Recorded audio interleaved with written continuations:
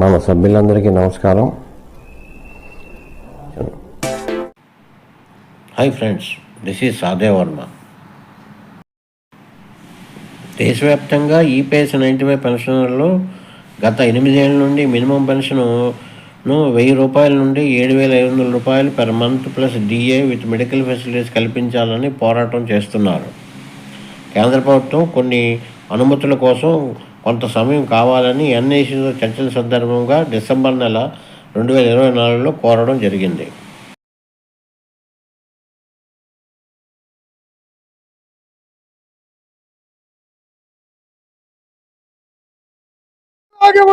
हम तुम्हारे साथ हैं। देखो, कुछ व्हाट्सएप ज्ञान वाले यूट्यूबर बोलते हैं, मैंने भी सुना है. अब उनको पता नहीं कैसा एकदम अचानक लीडरशिप चमकाने का कुछ शौक चढ़ा है, तो करें अपना. लोग जानते हैं, लोगों को मालूम है कितने दिन से संघर्ष चल रहा है, इसमें लोग शामिल है. आप 10 साल से जो संघर्ष चल रहा है इसमें लोग शामिल है. संघर्ष करते हुए हजारों लोग स्वर्गवासी भी हुए हैं. अब अचानक आपको टीआरपी बढ़ाने के लिए, 4 सब्सक्राइबर बढ़ाने के लिए, 2 पैसे कमाने के लिए आप अगर भीख का कटोरा लेके इस तरीके से करोगे, भीख का कटोरा लेके जब पता चला थोड़ी ज्यादा भीख मिली तो आप ये मत समझना कि आप राजा बन गए. ये मैं उनको कहना चाहता हूं कि जो भी है, आप अच्छा काम करना चाहते हैं जरूर कीजिए, आप लोगों को मदद करना चाहते हैं जरूर कीजिए.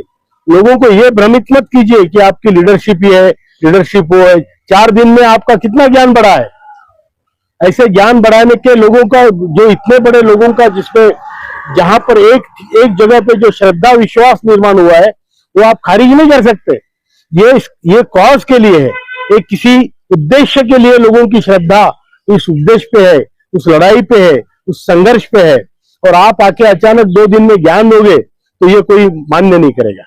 नेगेटिव बातें कर्मचारी ईपीएस वाले कर रहे हैं, मतलब कुछ नेगेटिव बातें, जैसे हमारे को तो उम्मीद है कि कमांडर साहब की जो मांग है सही ट्रैक पे चल रही है और ये मिलेगा, बिल्कुल मिलेगा. क्या है वो लोग भ्रमित ये भी कर रहे हैं कुछ नहीं होने वाला इसमें. क्या नहीं, जो देखिए, हर किसी का अपना एक तरीका है या सोच है. मैं कहता हूं कि हमारा काम होगा, जरूर होगा.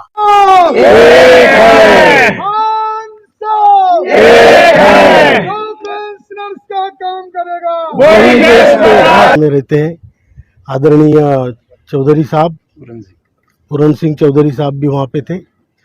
तो हम वापिस जा रहे थे, उनका गांव बीच में पड़ता है, हेमा मालिनी जी की कॉन्स्टिट्यूएंसी है. तो हमने ये सोचा कि हेमा मालिनी जी ने हमें अब तक हमारे संघर्ष में बहुत बड़ा सहयोग किया है, बहुत बड़ा योगदान किया है, और हमारे आदरणीय प्रधानमंत्री जी से 2 बार मुलाकातें करवाई है. हमारी जो हमारे वित्त सचिव है उनसे बैठक करवाई है, पार्लियामेंट्री स्टैंडिंग कमेटी के साथ हमारी मुलाकात करवाई है, हमारा इंटरव्यू करवाया है. ये सारा सोचते हुए, हमारी वो मेंटर है, शुभचिंतक है, ये देखते हुए हमने ये सोचा कि हम छाता में आएंगे. ये हमारी प्रारंभिक सभा थी, एक दिन में ज़्यादा लोग इकट्ठा नहीं कर पाए, लेकिन फिर भी बहुत लोग थे, सैकड़ों लोग थे. तो इन लोगों के सामने हमने अपना संकल्प दोहराया है कि हेमा मालिनी जी को बहुत बड़ी मार्जिन से हमें जिताना है. हमें जो ईपीएस 95 राष्ट्रीय संघर्ष समिति के जो हितैषी है उनको पार्लियामेंट में हम देखना चाहते हैं. पूरे देश में ऐसे लोग वहाँ पे जाए जो हमारे हितचिंतक हैं. एक कलाकार है, एक कलाकार का हृदय रखती है, मातृ हृदय रखती है. तो हमारे लिए तो देवी स्वरूप है.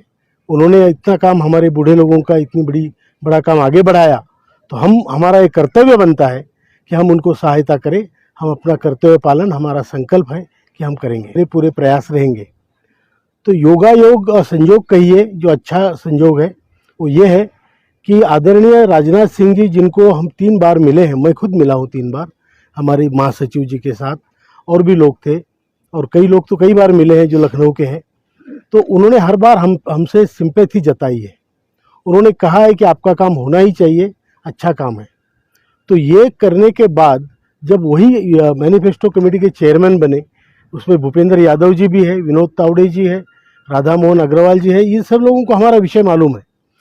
तो हमने उनको एक पत्र लिखा कल, जो पत्र की कॉपी हम आपको भी देंगे, और उसमें ये लिखा है कि आपने जो वचन दिया है वो हमारा विषय इसमें मैनिफेस्टो में डालें। अभी यह है कि हमारे पास एनएसी की तरफ से, एनएसी बहुत बड़ा संगठन है, क्या है, बूढ़े लोग हैं, इकट्ठा नहीं हो पाते हैं, लेकिन आजकल आपके माध्यम से, सोशल मीडिया के माध्यम से घर घर में वो देखते हैं, लाखों आप ही देखते हैं, लाखों व्यूज़ आते हैं। तो ये सारे देश में ये फैला हुआ है, और इसकी जो ऊर्जा है वो काम ఎన్ఏసీ అధ్యక్షులు కమాండర్ అశోక్ రావత్ గారు దేశవ్యాప్త ఈపీఎస్ పెన్షన్ల ఉద్దేశించి అతి త్వరలో ఈపీఎస్ 95 మినిమం పెన్షన్ తప్పనిసరిగా పెరుగుతుందని, ఎవరు ఆందోళన చెందవలసిన పని లేదని అన్నారు. కేంద్ర ప్రభుత్వం గత డిసెంబర్ 24న మాకు 2 నెలల సమయం కావాలన్నారు. కానీ ఇప్పుడు మేము ప్రకటన చేయడానికి ముందు మా కార్మిక శాఖ, ఆ తర్వాత ఆర్థిక శాఖ, ఆ తర్వాత ఫైనల్గా ప్రధానమంత్రి కార్యాలయం సమన్వయంతో మేము నిర్ణయం ప్రకటించవలసి ఉంటుందని, అందువల్ల అనుకున్న సమయంలో కాకుండా ఇంకా కొంత సమయం పడుతుందని, త్వరలో ప్రకటిస్తామని, ఈ విషయంలో ఎవరు ఆందోళన చెందకుండా మీరు దేశవ్యాప్త ఈపీఎస్ పెన్షన్లందరికీ తెలియజేయాలని కేంద్ర కార్మిక శాఖ మంత్రి డాక్టర్ మన్సుఖ్ మాండవియా గారు స్వయంగా కోరడం జరిగిందని తెలియజేశారు. కేంద్ర ప్రభుత్వం దగ్గర మన సమస్య పెండింగ్లో ఉంది, ప్రకటించవలసిన బాధ్యత కేంద్ర ప్రభుత్వానిదే. అందువలన త్వరలో కేంద్ర ప్రభుత్వం అధికారిక ప్రకటన కోసం అందరూ ఎదురు చూద్దామని ఎన్ఏసీ అధ్యక్షులు అశోక్ రావత్ గారు ప్రకటించారు.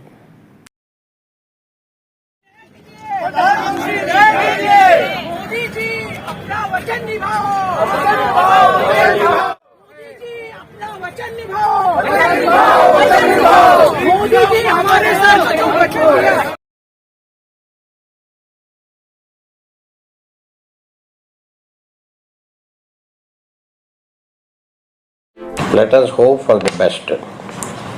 వారి యొక్క కొత్త సమాచార వీడియోతో మీ ముందుకు వస్తాను.